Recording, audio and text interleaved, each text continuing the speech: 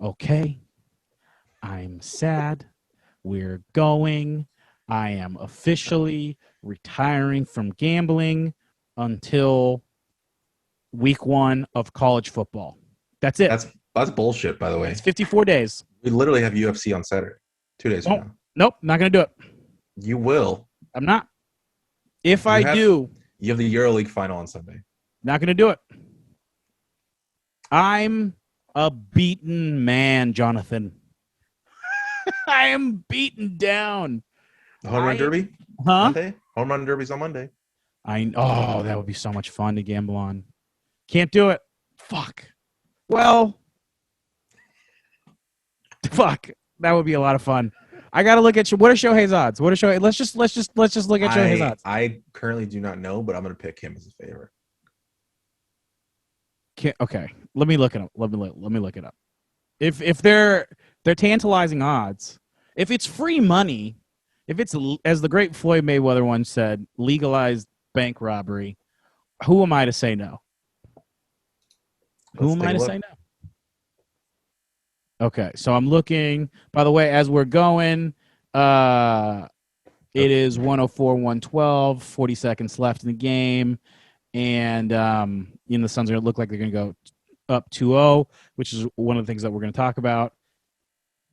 Well, I'm looking up the home run derby. You don't have the odds? I got them. Oh, you got them? Okay. DraftKings Sportsbook lists the Japanese superstar at plus 380, which is the leading bet to win it all. Joey Gallo second at 475, plus 475. Pete Alonso, who's the reigning Derby champion, at plus 550.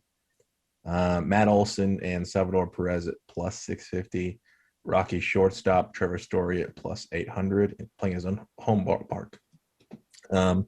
Juan Soto, which this is actually pretty good money. He just entered it, right? He just entered last minute. Yeah, but he's a prolific home run hitter, plus 800. Plus 800? That's insane. Yeah. Hold your horses, John, because we have 204. We're 104, 112. We're at 216.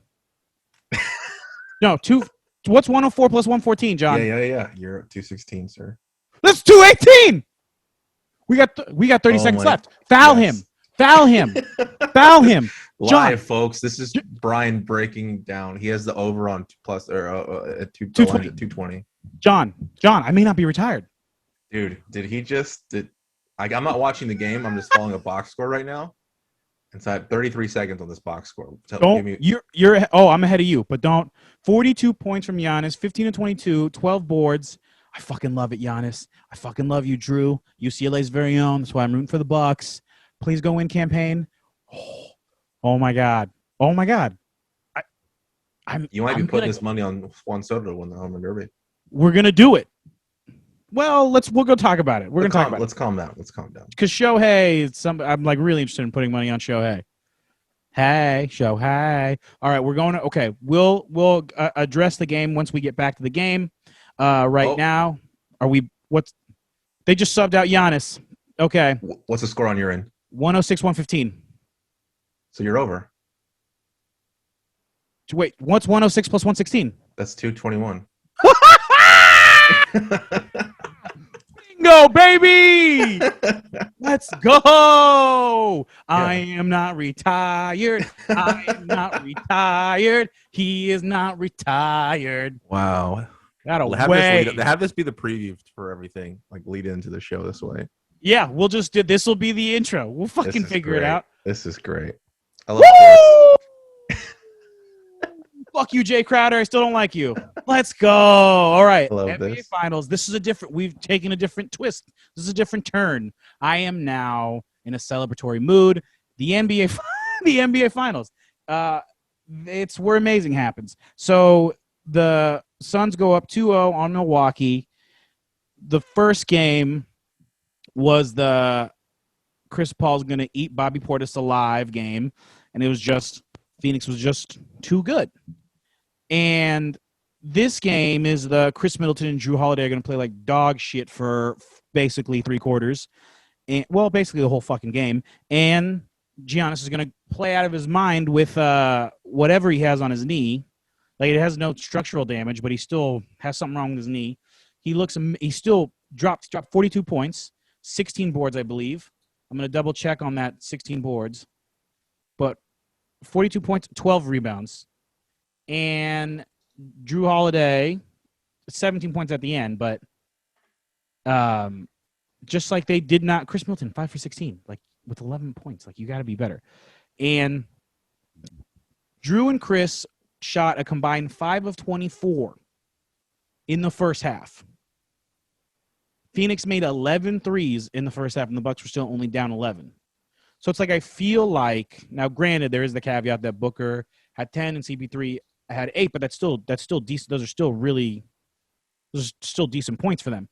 And I think if you just have a better game from fucking Chris Middleton, if you have, that's the issue though with these guys, is with Chris Middleton or Drew Holiday, it's like, and we saw it with Jimmy Butler last year when he played Game 6. He had like a 40-point triple-double, and then Game 7 he was done.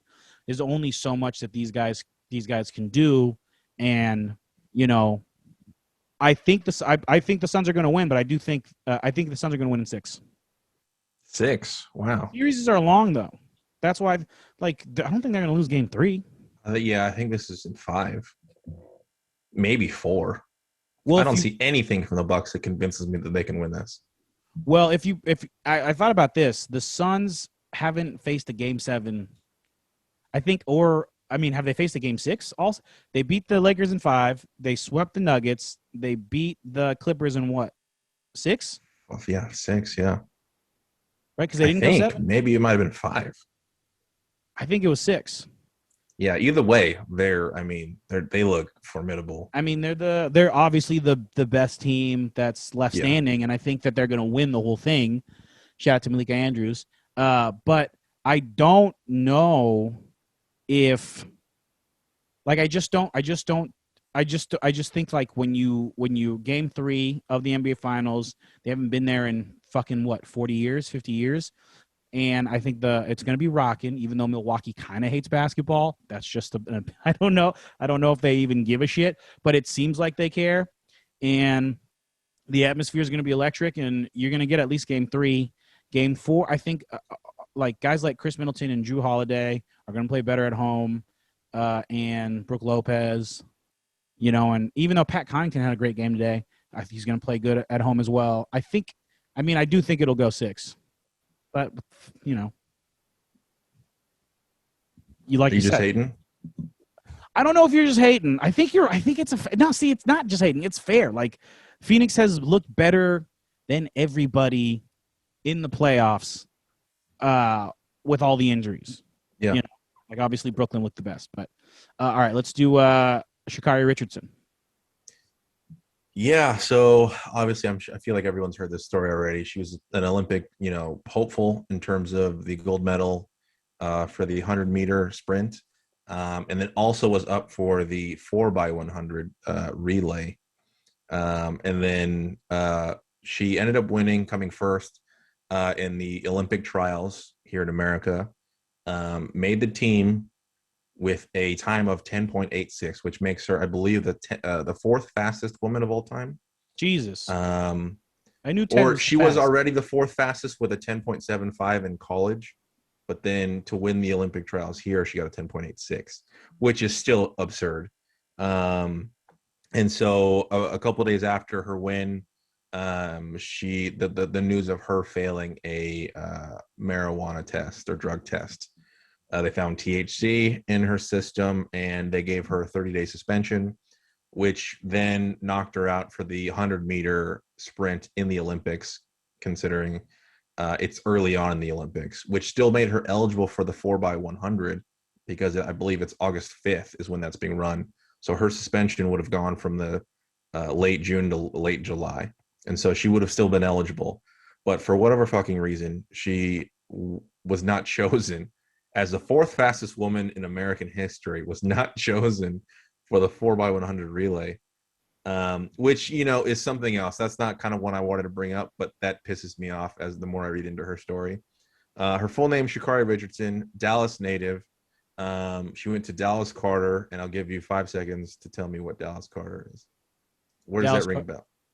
coach. Was that? I don't. I don't know. Friday Night Lights. I was Dallas gonna say it, Carter but I wasn't sure. is the high school in Dallas that Odessa Permian played I was gonna say, in isn't the it Permium? state. Yep, yeah, in the state semifinal in real life, but in the state final in the movie. And so Jesse Armstead, also famous alumni from that school. But anyway, so she went there. Then she went on to LSU for a year, and where she ran the 10.75, and then decided to go pro after her freshman year. She's only 21, so she's still very young. She'll still be able to, obviously, in future Olympics. And I believe they're keeping it on the same 4-year schedule, so it might be in 3 years instead of 4 for her weight because of COVID pushing this one back a year. Um, so she'll be That's 24. still bullshit, though, man. That's still. Yeah, it is bullshit. And the reason she said she used weed, she used the weed. Mhm. Her biological mother passed away a week before the Olympic trials began. And so the reason I say biological mother is because that's the term she used when she announced it to the public. She was raised by her grandmother and her aunt. And if you watch the Olympic trials, you can see her embrace her grandmother at the end of winning the final race. It was a nice touching moment. Um, and so she calls her mother her biological mother. It doesn't sound like they were very close when she was growing up in the Dallas area, but so her mother passed away. We don't know how or what in what way, but she was told like through a one-on-one interview that her mother had passed away by a journalist. And so I haven't seen that interview. I don't think it's anything that was on tape. But so that's how she learned. And then, of course, she runs the races of her life to make it to the Olympics, and then that's all taken away because she used weed to try and cope with her mother's loss or the loss of her mother. This Um, is. so It's just. Go ahead. Sorry. it's just frustrating that that's the case, that someone's dream is taken away, using a harmless drug. Something that's perfectly legal, and I want to say over 20-30 states now in America. And so it's just, and the reason I wanted to bring this up is because we're also going to talk about the UFC fights on Saturday. So this came out yesterday. Another thing, the Nevada State Athletic Commission votes to not discipline boxers and MMA fighters for marijuana use. It In the state shouldn't of be a Nevada. thing anymore. It shouldn't be. Yep. This is like a tragedy that this 21-year-old who, and by the way, like, I don't even understand why you're, like you said, one, it's legal in like 26 states, but two, it's over half the goddamn country. But two, it's also one of those things where it's like, who is this for? Like, who do you think? This seems like a PR move on some level. Like, who is this Olympic committee, and why are they acting as if anybody cares that she tested positive? I just don't understand. I don't understand the branding component behind it. Besides, it's like being like, it's just an antiquated rule that shouldn't be. And then to not even put her in the 4x100, which, like, she's gonna help the team win, and it's gonna be a ratings extravaganza because Yes, it's the first exactly. time that she gets. So it's like, are you like, who is running the Olympic committee? Like a 75-year-old white guy? I don't understand. Like, it just doesn't. Who's running the Olympic committee? I'm Googling this. Yeah, pull it up because it's almost like she's being suspended twice, right? Because she's being suspended for the 100-meter race because she's had weed in her system, and then the second event, which we just outlined, because she broke the first rule. It's almost like she's being disciplined twice, and that really upsets me. If you've seen her run, she's known for the long nails, the colorful This hair. motherfucker, I got him. Who is it?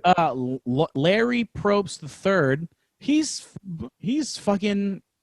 Is that the Pac-10 commissioner? That sounds like He's an Olympic. He's also the a-hole. EA guy. He's the Olympic He a-hole. remains chairman of EA and has served as chairman of the until 2019. So he's not anymore. Okay, you got lucky, Larry Probst. From the wrath.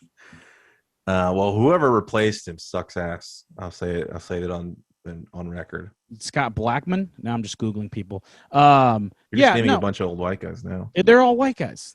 John Richard. I haven't seen a person that's not white on the Olympic. I mean, it's just ridiculous, though. It's just it's really, really tragic, man. Yeah. Like to do this to a 21-year-old over something as silly as like weed. Like it's just a crazy, antiquated idea, and it's just really tragic, I think. Yeah, and she's actually handled it very well. Which is she's just saying, "Hey, don't worry about me. I'm gonna be back." It's just a big whirlwind. Obviously, you lose your mother, so obviously a down moment. You make the Olympics. You're back on Mount Olympus. You're up in the clouds, and then you get that taken away from you. So then you're back down. You're like, oh, then I might be chosen for the 4x100 relay and still go to the Olympics. I'll be able to run that race. I'll be part of a team. Then that's taken away from her. And so now it's just kind of like, what the fuck, man? Like, she's being disciplined twice. And I think that's the part that irks me the most. Yeah, she broke the rule. She smoked weed. Okay, that's the written rule. You can adhere to that. That's fine. She's the first example of that being, let's not have that rule anymore, right? Yeah, change it up. There's always some moment where you realize the rule is so, what was the word you used, antiquated, where it was just like, it's so outdated, where, okay, we should bring some attention to that and maybe change it now. Well, okay, that makes sense. But the second event that she was eligible for, and she's obviously overqualified for, and it's obviously that it's the reason she wasn't picked is because somebody said, hey, it's a bad idea, it looks bad, we can't put her in. It's like, who gives a shit about the Olympics, dude? Do you need baby boomers to watch your Olympics, or do you want the rest of us to watch your Olympics? Because the baby boomers are on their way out, dude. Yeah. And so it's like, what do you well, COVID's taking them. COVID's taking them, and just like, age and whatever the fuck, it's all taking them. But it's like, you want me to give a fuck. So like you better start now. I don't give a shit about the Olympics. If you're NBC, you're like, I'm trying to appeal that suspension. Yeah. If you're NBC, you're like, what the fuck are we doing? Yeah. Like, this you guys is understand? Our moneymaker. We're paying you to watch to put the Olympics on our television program. So it's like, if you don't do that shit, like, it's ridiculous. It's really antiquated. But let's move on to Shohei. Yeah. Speaking of someone who looks like using substances. Okay. Or needles. This is what I was gonna say. You think? No, not a chance. Oh, okay. No, I was like, what? No. If you've seen him, though, he looks ginormous. He's a giant. He's a large man. I've seen so I live in the Orange County area where the Anaheim Angels play. I don't know what this Los Angeles Angels shit is, but so I've seen Shohei play for the last 3 years, and the first time I saw him, I remember seeing him thinking, I didn't know he was that tall.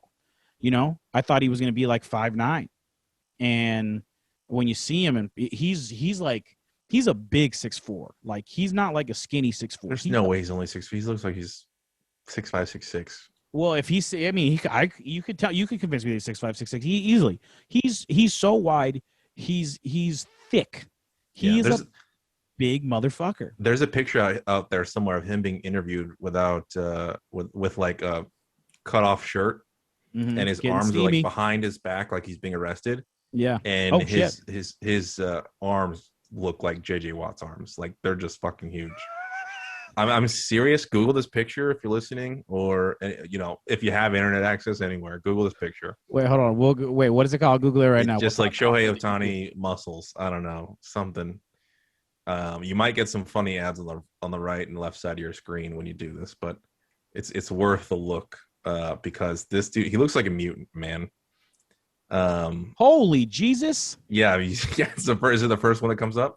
Yo, what the fuck? All right, I'm tossing this on the share screen. Yeah. Because your boy is huge. That guy's he just, I don't care what color, race, nationality you are, that is impressive. And so yes, there you go, dude. Good golly. Yeah, look at on the top, the middle, the second one from the top left. That's the one everyone's seen. That is so impressive. Yeah, it's he's put the work in.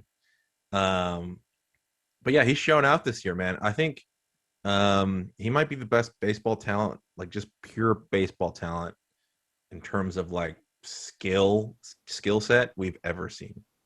All right, so speaking of which, is a perfect time to go to the glasses. Okay, so he's hitting 279, 32 homers with 1.64 OPS, all while producing a 3.49 ERA in 67 innings on the mound. Now, in 19 and 20 combined, the 600 plate appearances, which creates a season where he did not pitch, he hit 25 home runs with a 793 OPS, and over the last 20 games, he's hit 4 singles, 3 doubles, 1 triple, and 15 home runs. And no one seems to give a fuck, and it blows my goddamn mind. The people that care about baseball obviously care, but and I feel like the country of Japan is behind him. Well, the country of Japan's, yeah, I mean, they've been behind him. I remember going the first time I was going to games like Shohei's rookie year and seeing a bunch of Japanese people show up. Yeah. You know, the Shohei effect. But what I mean is, you know, when we were kids, this would have been the biggest, or like this dude Ken Griffey Jr. And Babe Ruth, like he is doing the Babe Ruth thing that people said never could be done. Yeah. Like John Smoltz said that he thinks if he focused on pitching, he could be as good as Jacob deGrom. And he doesn't. He's just like, oh, I'm going to focus on hitting and pitching. Jeremy, we'll get to the quote right now. Jeremy Reed, who's the Angels hitting coach, says he never took batting practice. He never took a batting practice all season. And I just want to add to something that Jeremy Reed said, which was he believes that when Shohei is pitching, he becomes a better hitter. That is what he believes. I yield to you, the baseball expert. I'm curious why you don't believe. I don't believe it because you don't believe it that he's never took a batting practice. It's not that he's taken drills, like, so he's had like soft toss. Yeah, he does that, right? Flips and flips hits and off stuff. a tee, and so it's not as ridiculous as it sounds. Okay. If you go back and listen, this was first mentioned was in Buster Olney's Baseball Tonight podcast, and he was talking to, I believe, Sarah Spain. No, Sarah Lang. Sarah Lang, thank you. Mm-hmm. And so he mentions that he's starting to talk to hitting instructors, and Jeremy Reed being one of them, ex-player. It's kind of something most coaches say, how ridiculous their players are, when it's like, okay, you just kind of a bit outlandish. He has taken batting practice in like March and February. There are, I went back on Twitter. There are journalists who have seen him take batting practice this calendar year, right? And so within 2021. So it's not like some foreign thing, but he just realizes that batting practice for him is pointless. And then I think because he does that, or the reason he does that, is to avoid media. He's such a global name in the world of baseball with Japan and the Asian community in general, and then now obviously in one of the biggest markets in the U.S. and LA, greater LA area, whether it be Orange County or anything. The eyes are on him. He can. What I'm assuming what he meant by that, he hasn't taken batting practice out in the field, and so he's obviously hit balls at a batting cage down below. He just doesn't go on the field to avoid media scrutiny, or not even scrutiny, just fascination with him, right? Like people poke and prod him like, oh my God, that guy's a mutant, like we just did with the picture of him. Yeah. And rightfully so. We've never seen this, like you're saying. This is insane. We haven't seen this kind of talent since maybe Babe Ruth, and he's all like light years ahead of where Babe Ruth was. Also doesn't count. I just don't count Babe Ruth. Don't count. I don't. played, drunk half the time. No black people. Play with a bunch of dudes that were like plumbers and Farmers. janitors, Yeah. farmers, Don't count it. and no Hispanic or black players. Yeah.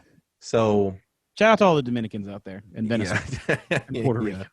And so shouts to them. But yeah, so this story I think is it's getting a little blown out of proportion, but Mhm. at the same time I think it should because he deserves the attention. So I'm okay with it. But yeah, I think he's figured out what works for him, obviously, because he's leading the league with 32 home runs. And he's just going to keep doing that, right? He's just a spectacle everywhere he goes. Let me ask you this. Is there a point where it's like you don't get the ROI? You know what I mean? Like what is at a certain point, we've talked about innings pitched throughout this whole season. At a Yeah. certain point, when do you go, well, we just kind of need you to hit, man?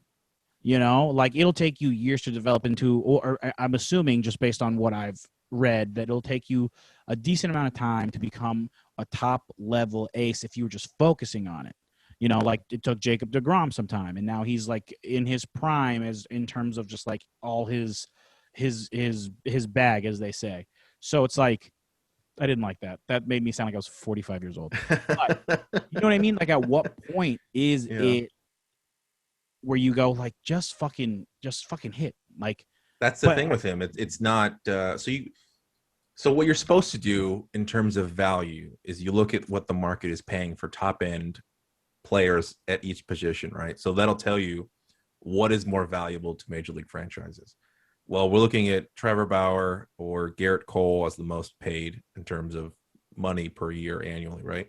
So Bauer, I think, is at 44 or 43 this year, maybe even 45. And then Garrett Cole, I think, is right under him at like 38 to 40 million a year. The best player in hitting wise, right, is probably what? Trout. I think he's making like 35 right now, somewhere around there. So it's pretty equal in terms of like monetary value. And so it's really hard to say, hey, if you're going to pick one, it probably is going to be hitting. If you're being perfectly honest, because he's obviously a better hitter because he's leading the league in so many categories in terms of hitting than he is as a pitcher. But we do have to realize he's coming back from Tommy John. So maybe he's going to have to ramp up his innings here a little bit, which the Angels aren't going to want to do because, like I said, he just come back from injury. He's probably got an innings cap. What are his innings at this year so far? He's probably at 67. Yeah, so his cap's probably like 100. So he's probably got another month of pitching, and then they're like, okay, we're not in the playoff race. You're done pitching for the year. Chill the fuck out. And so then he's just going to play left field or DH for the rest of the year and just go for a home run record. He's at 32 at the All-Star break. He's probably going to get another one this weekend. He'll be at 33. He's got a good shot to get to 50, 55, 60 if he keeps the pace. There have been hitters who have had really good first halves and obviously really shitty second halves. Cody Bellinger won the MVP a couple of years ago doing just that. So I think he'll tail off just a little bit because either he'll get the Barry Bonds treatment where teams will stop pitching to him because why risk it, or they're going to learn to pitch around him, learn his weaknesses in some way or form or another. So I think if you were looking for an over under, as we were debating earlier with the Bucks Suns game, Talk to me. I think it's probably 52, 53.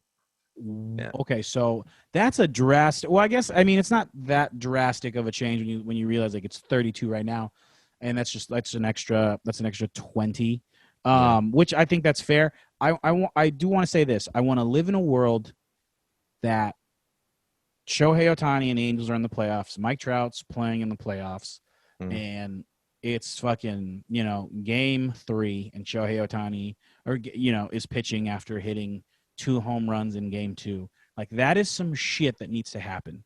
Like there's nothing better than October baseball. It is when baseball is at its best because it's just like the stakes are high. It's just a really fun atmosphere. It's a great time, and having Shohei do that. Kind of like when you see legendary shit like, like Madison Bumgarner in 2014, Shohei.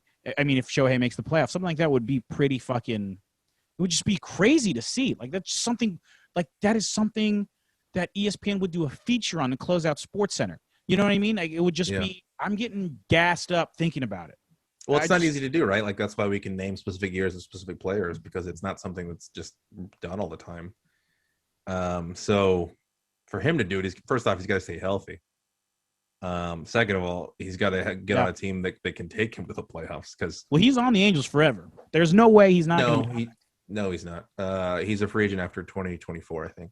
But okay, well, I guess what I should say is I'm assuming that there's two things. One, I remember because the Giants were a finalist contender for him. We had it down to like the Giants, the Dodgers, and the Angels, I believe. The Mariners were in there.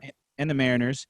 I will say from the teams, if he does move on and he wants to stay on the West Coast, which is why he signed to one of the West Coast teams and he didn't sign with the Yankees, which, is funny because Yankee fans always expect them to get the big name player. But if he does go to Seattle, I don't know specifically what is the Asian culture that is out there, but it is a highly populated like Asian culture and there's an Asian community out there. In San Francisco, there's a big Asian community out there in the whole Bay Area. So it's like those are and then LA is another place that has like a really great blossoming Asian culture. Chinatown, Koreatown. There's other aspects, other parts of the towns that I forget. But it would be interesting to see if he went that route because he clearly doesn't want to go on the East Coast. He's made that clear. So it's like there's only, like you said, there's only 3 other teams that he would go to, and maybe was the A's, but they're not going to afford him. Is Ichiro? It's 3 years from now. They could be sold, move stadiums. They could go to Vegas. You don't know, or Portland. There you go. That's true. But yeah, so he's a free agent after 2020, after 2023, after 2023. He's making currently $3 million this year, which is stupid, and he's making 5.5 next year, and then he's got arbitration years last year, which he'll make 20+ million. But it's one thing we didn't talk about there with the mention of the teams is that the DH is coming. So I mean, if he doesn't want to play the field, I'm sure there are a bevy of teams that are like, hey, we'll empty, the bank for you. Yeah. He might be the first $50 million player because he can argue, hey, I'm doing everything. Whatever. What do you need? I can do it. He doesn't eat with other people because it's inefficient. He eats alone. Yeah. Like imagine if he just became like a wipeout closer and just like pitched the last 2 innings. That'd be right. Wouldn't that be? And then that'd be crazy. This is crazy. Not enough people are talking about it. Not enough people give a fuck. And baseball should be so disappointed in themselves because of everything that's like you have Mike Trout and you have Shohei Ohtani and you guys. It's just crazy. It's just something that I don't comprehend. I know Mike Trout's injured, but which is why I like him in the home run derby, right? Because another kind of very talented player, shitty human. Ohtani's for all intents and purposes a great human, but Josh Hamilton back in I think it's 2010, 2011. A lot of people knew his story, knew he was ex-drug abuser, drug addict. Made it to was the second, I think, first overall pick early in his career. I believe it was 98, 99. Didn't quite make it. Then hit rock bottom. Ended up on his grandma's porch. Got clean. Started playing minor league baseball again. Made it to the big leagues for the Reds. Traded to the Rangers. Couple years later, made it to the home run derby, and he was hitting the back wall at Yankee Stadium. Moonshots. And so that home run derby is like considered one of the best because of the show he put on, and people were like in awe of his talent. I hope that, like you were mentioning with Ohtani and your hopes of him performing in the playoffs, this might be on Monday, this coming Monday, his breakout into the bigger, I don't know, what do you call it, media mainstream in a way. Rival. Yeah, and so come Tuesday morning, he might be the talk of Twitter, social media, TikTok, whatever, all over the globe. Get Up might do a fucking whole thing on him. Get Up only talks football or basketball when it's the finals. Like that's it. You know, these because it gets clicks or it gets views. Yeah. Baseball doesn't get the views and clicks that that they want. But Shohei's electric. I pay attention when Shohei goes up to bat. I stop what I'm doing. If I'm working, I look. He's one of those dudes. But let's do all right. So we got a huge UFC fight coming up. I don't know what number it is. 265. I was just gonna say I think it was 265, 264. So it's Conor McGregor versus Dustin Poirier. Full disclosure, I haven't looked at the other card. I've only looked. Is it good? 264. Okay.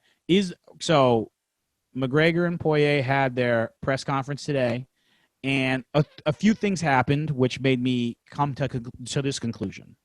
So I guess I will tell you the conclusion first. I think Poirier is going to win. I think Conor McGregor is done. I think he's donezo, and I'll tell you why. Because in the press conference, Conor McGregor comes out. He grabs Dustin Poirier's hot sauce. He throws it. He goes back to like Conor McGregor's old ways of like I haven't seen the whole press conference, but the clips I've seen on Twitter where he's trying to like make him emotional. I don't care what he's doing in terms of like whatever antics he's doing. The point is he's trying to make him emotional, which tells me that's one of the games that he's trying to play, which tells me like he doesn't think he can, or not that he doesn't think he can win, but he needs to make him emotional is a strategy that he has in his mind. And that's enough for me to go, oh, okay, you're not going to win this. Because if you think that you have to make him emotional to win, this is done. Because he's not going to be emotional because he's fucking 33 and you're fucking in your mid 32, 33 or however old you are, Conor McGregor, and you're doing shit that you did in your mid 20s. So it's done. I think it's over. Good calling age. He's 32. He will be 33 on the 14th. But yeah. I think Uncle Dana got to him and was just like, yo, our pay-per-view numbers are down. We're going to need you to cost some shit, stir some shit up, and get the numbers up. I didn't think about that. I think that's what it is. John, holy shit. Now you're making me want to bet on Conor McGregor. I didn't think about that. That is fair. That you got to sell a fight. You've lost to, whatever, how many you've lost. Look at me turning a 180, arguing devil's advocate that you created and presented to me. But I mean, look at his fights. Look at to your point. Rust is real. The last decent fighter he fought and beat was Jose Aldo in 2015. No, Eddie Alvarez. He was the champion. He had just beat Rafael Dos Anjos. No, don't give me that. That Eddie Alvarez, no. He literally just beat Rafael Dos Anjos before that fight. Eddie Alvarez is not. It's the MMA top tier game. Talent. Don't do that. It's the MMA game. So look. Listen, he lost to Nate Diaz. Yeah, that's not top tier talent. Yeah, that's what I'm saying. So I'm reiterating his record. He lost to Nate Diaz, beat Diaz. Then he beat Alvarez. Then he lost to Khabib. Then he beat Cowboy. Lost to Dustin. He hasn't had a quality win since December 2015. And then And then when you consider Eddie Alvarez a quality opponent, that was November 2016. Yeah, that's I think almost 5 years ago. I think that is 100% fair. I think listen, Rust and $200 million net worth go hand in hand. It's not he was on EBT, quit his job as a plumber, and then he netted $200 million in the bank. He was a plumber? 8 years. Yeah. He was a plumber because over in Ireland the way it works is you pick a trade and you get and you do like mentorship shit. And he was getting up at 5 a.m., 6 a.m. doing plumbing. And I'm sure you make a decent living as a plumber. I don't know if you make a decent living as a plumber in Ireland. I know over here you do. It's just people don't want to do it. And he just quit. And he said, I'm going to devote my life to fighting. And he was living on welfare. And he was training 8 to 10 hours a day. And he got really good really quickly. Now, that being said, he's also the best shit talker of all time. And we'll get to that because I wanted to do this because I think it's the end of McGregor. And it's thoughts and prayers ripped to me as a young man. When I was a young man, I loved this dude because I thought he was hilarious. I thought he was crazy. He was the WWE come to life, and he backed up what he said. Now, that being said, I think it's a fair fucking point because I've never thought Nate Diaz was a top-tier talent. But styles make fights. 2, Khabib is the greatest of all time. 3, Dustin Poirier got better at 155. He's a lot better, and I do think that Dustin Poirier, if you don't fucking come in and have any idea that Dustin Poirier is going to throw leg kicks at you when you use that strategy yourself to beat Nate Diaz, what the fuck are we doing here, pal? Yeah. Why am I watching you fight? I love you, Conor McGregor, but that was bullshit. And so I want to do this. He did say he looked past Dustin that last fight. Yeah, he did. He did. Which I don't know what to, because he wasn't being very. I mean, Khabib. he's not active. Yeah, he's not active. He really wanted Khabib, but he has to get over the fact that Khabib's not going to fight him ever. Khabib looks at you and goes, no, easy money. I don't want to fight you no more. Khabib's a coach now. He's an incredible coaching at with fucking San Jose MMA community, whatever that kickboxing academy that I forget it's called. All right, so let me do the my top 4 favorite Conor McGregor moments. Oh God. Okay. Should I do descending order? Yeah, let's do descending order. Yes. That's more fun. Number 4, when he unleashed the billionaire strut. Stolen from Vince McMahon by Conor McGregor himself in his first major fight against Jose Aldo in 2015, as you alluded to earlier. Conor McGregor walks into the octagon and struts like a billionaire, so loose that Marc Gasol, Des Bryant, fucking any athlete who scores a touchdown, they fucking do it, and it's electric. It's awesome. Billionaire strut. They're one of my favorite moments. Tell him I am his daddy. I will explain this. During a press tour. This is all Jose Aldo's shit. I just realized this is all Jose Aldo's fights. This is awesome. Okay, so look at you. You're smug. Shaking your head like, yeah. Because this is all 5 years ago. That's his less quality opponent. All right, you ready? Okay, so tell him I am his daddy.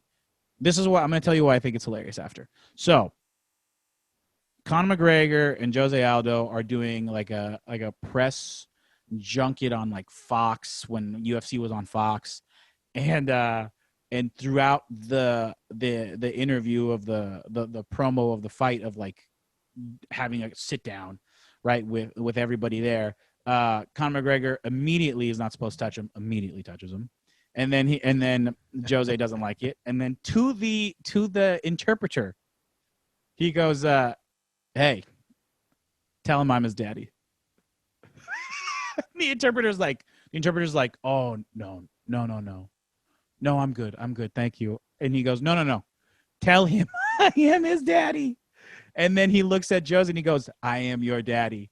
And then he looks at the interpreter, and the interpreter says daddy in Portuguese, and he laughs and he goes, no. And they just get into this ridiculous argument about Conor McGregor being his daddy. Or it's just an unbelievably stupid and funny clip. So stupid. And I imagine, but what makes it so much funnier is I've always imagined that was the interpreter's first day of work. I always thought, if it's the same Portuguese guy, they've always used. No, it's not. It's not the same Portuguese guy. It's not that white fucking guy. It's not the only like the Kaká looking guy. Yeah, it's not the Kaká looking guy with whatever hair. I've always imagined it was his first day of work, and he's just like, what am I gonna do? Okay, number 2. Jose Aldo and Conor McGregor are squaring off in like during their promotional tour where they were going from. Wait, these are really all just Aldo, right? Yeah. There's a bunch Wow. of so he's of other been ones. Irrelevant to you for the last 5 years. What do you mean? No, this is just off the top of my head. Okay. Yeah, these are legit like my favorite hilarious moments. He's probably just because he's been a shithead ever since. Yeah. It's really hard to punch an old guy in the face, John. Oh yeah, I know that's You know why what I I'm mean? like, fuck this guy. Yeah, it's like it's really hard. Like I don't give a shit that being famous for you is difficult because all of a sudden everyone in their world wanted to fucking know who you are and bother you, and it's hard for you, and so you he craves the attention. Started drinking alcohol or whatever the fuck. I don't care if it was difficult for you. Like you have issues, and you had impulse control issues, and whatever. But so I want to smell his pussy. I want to smell his pussy from here. That's it. I can smell his pussy. Hall of Fame quote for shit talking. So Conor McGregor and Jose Aldo promotional tour, they size up in some international country, and then when he goes, "Let me get closer. Let me get closer." Damn, I'm not gonna punch him. Let me get closer. I want to smell his pussy. I want to smell his pussy. And he gets really close to me. He's like, "That's it. I can smell his pussy from here." Hall of Fame stuff. Even funnier. Really? That's Oh Hall yeah. of Fame? Even funnier when you realize that Jose Aldo doesn't really speak English, and he's just like, I don't know what this fucking guy is saying. He's just saying it's Hall of Fame stuff. That's a good fucking. I very much so disagree. We'll get to. Well, you're not gonna like the last one. So, Conor sees Jose Aldo and he goes, "Era, era," and Jose looks at him and walks inside the building. And then Conor looks at the camera and he goes, "You know what era means in Portuguese, in Brazilian?" And then he goes, "Pussy," and he starts laughing. It's a hilarious moment. Just such a troll. Such a fucking troll. So those are my none of them are fighting. Those are my I do think he had the best footwork in the game. But those are my footwork for boxing. Huh? Footwork like for boxing. No, footwork for MMA. Like his spacing. His spacing work when you see him fighting at any point up until Nate Diaz 2, his spacing was amazing. Like his footwork, his balance was just like next level. But since Nate Diaz 2, as we've discussed, he's become heavy-footed. He's leaned into boxing, and it's just a different guy. So I expect him to I just think he was solved. I don't think he was ever very good other than his hands, his power. He was just solved. His spacing was so good. I mean, sure, but like he got solved really quickly with everyone realizing, okay, go for the lower half and you're a-okay. I think the sport of MMA the sport of MMA evolved around him, right? You have to be all around. Look at all the champions now. They're all around fighters. They're not just one skill like where Jose Aldo just killed everybody because he was good on the ground or whatever, or you can't just be a good wrestler like Tyron Woodley was. You have to be everything. Khabib is different. I disagree. If you're as good as Khabib is not that good. Well, that guy's that's a mutant. As we were talking about, but that's what I'm saying is, and so like I get what you're saying, and you're right. You're 100% right. Unless you're a Khabib, unless you're a master at your work. But once again, I will say like he changed his style of fighting after Nate Diaz. After he got into once he did Nate Diaz 2. Because he was fighting the bigger guy, he went to the leg kicks, and then he worked him that way. And then he fought Floyd Mayweather, and it was all boxing. And then was in the octagon for fucking 10 seconds with Donald Cerrone, and he just shouldered him. And then when he fought Khabib, it didn't even look like him. You know what I mean? He just fought a better fighter, like you said. But yeah, no, Khabib's a better fighter. But like, okay, so the one guy that is going to take you down immediately. You know what I mean? Like he's fought, like we're talking about like 3 different fights. Yeah. So it's just like, I just don't know if there's enough to say if he's been solved, but I do think that he's changed his fighting style a lot. He's just going to fucking lose, man. Like Dustin Poirier is the better all around fighter. He just is. Poirier's hungrier. And I like Dustin Poirier a lot, man. He's more talented. Yeah. I mean, that's what it comes down to, it, right? Like I think he's worked harder, as you alluded to earlier. Like McGregor's made his money. There's no hunger there for him to compete. Really, he only knows he's The only reason he competes now is for money. It's not to prove himself to the world. He's already done that, in some way or another for him, by making the money he's made. Right? He's already won at life. He's got 2 beautiful kids, and he can live in a mansion whatever continent he wants to. Mm-hmm. And he's got his liquor brand. Was it Lucky? Proper 12, but he sold his share for $500 million. Yeah, so he's only doing this for money, man. He's not doing this to like create a legacy for himself. And when you start doing that, like as every fighter will tell you, and I've only heard this from them because I'm fucking not a fighter, but as every fighter you hear talking about this is just like once you lose that hunger, it's over. It's over. Once you're scared of living on the street, it's over. We'll find out real quick because you say he says he's fighting for money. Now, I mean, he obviously is fighting for money, but he does say, he's fighting for his legacy as well. So we'll see, when push comes to shove, what it's really about. Because if he beats Dustin Poirier, and if he beats him and he beats him down, like, he's back in the sense that, like, his star is risen again to a point where I don't even know if people even realize how good Dustin Poirier is. I don't know if the regular person realizes how good Dustin Poirier is. But if he beats Dustin Poirier and he starches him like he beat Donald Cerrone, that's a quality win. And that'll be interesting to see what happens. I mean, he's already beat Dustin Poirier before, but, like, he made him emotional. And they were both in their 20s. Is it a bit like kind of a bigger global question here?